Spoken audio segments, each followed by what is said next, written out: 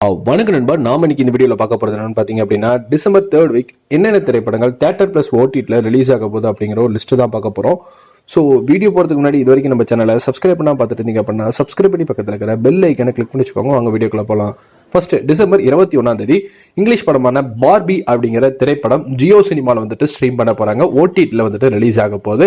இது already theatre world wide வந்து release ஆயிருந்த ஒரு திரைப்படம் தான். ஸோ ஓடிடியில் வரும்போது மேபி தமிழ் டப் வருது அப்படிங்கிறது இப்போ வரைக்குமே தெரியல. இங்கிலீஷ் தான் ரிலீஸ் ஆக போகுது.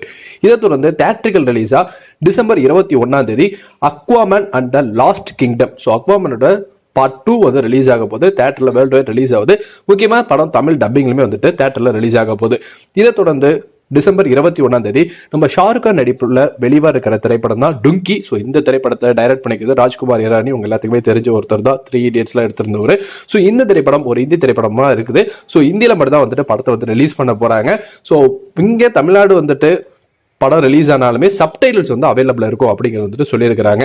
இதை தொடர்ந்து டிசம்பர் 21 மலையாளத்தில் வெளியாகக்கூடிய திரைப்படம் தான் நேரு அப்படிங்கிற திரைப்படம்.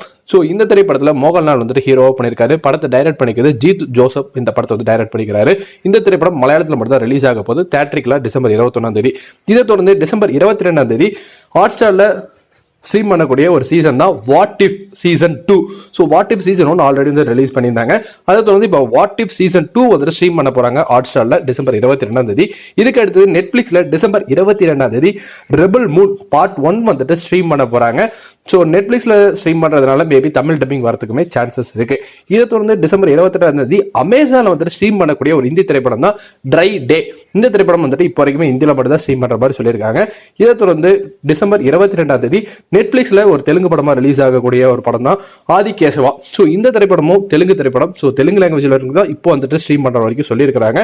பட் பொறுத்திருந்து பார்ப்போம். எல்லா லாங்குவேஜ்லயும் வரதுக்கு சான்சஸ் இருக்கு.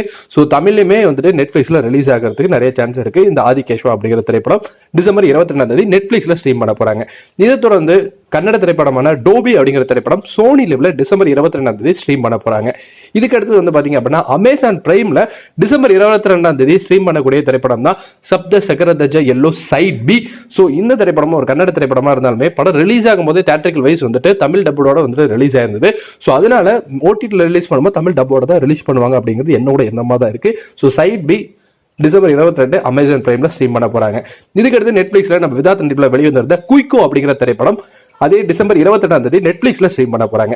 இதுக்கு அடுத்தது தியேட்டருக்கு ரிலீஸா டிசம்பர் 22 வரக்கூடிய திரைப்படம் தான் நம்ம பிரபாஸ் பிருத்திவிராஜ் நடிப்புல வெளிவர இருக்கிற சலார். ஸோ இந்த திரைப்படத்தை டைரக்ட் பண்ணிக்கிறது நம்ம KGF இயக்குனர் பிரசாந்த் நீல். உங்க எல்லாத்துக்குமே தெரிஞ்ச ஒருத்தர் தான். ஸோ இந்த படம் தெலுங்கு படமா இருந்தாலும் பேன் இந்தியாவில் ரிலீஸ் பண்றதுனால படம் தமிழ்லையும் வந்துட்டு ரிலீஸ் ஆக போது தியேட்டரிக்கலா வேர்ல்டு வைட் டிசம்பர் 22. இதுக்கு அடுத்து டிசம்பர் 22 1000 பொற்காசுகள். ஸோ நம்ம விதாத் நடிப்புல வெளிவர இருக்கிற திரைப்படம் தான். ஸோ இந்த திரைப்படம் தியேட்டரிக்கல் வந்துட்டு ரிலீஸ் ஆக போது டிசம்பர் 22. இதுக்கு அடுத்தது டிசம்பர் 22 ஓடவும் முடியாது ஒளிவும் முடியாது. நம்ம எருமசானி விஜய் இருக்கா இல்லையா, ஸோ அவரோட நடிப்புல வெளிவர இருக்கிற திரைப்படம் தான் இந்த திரைப்படம்.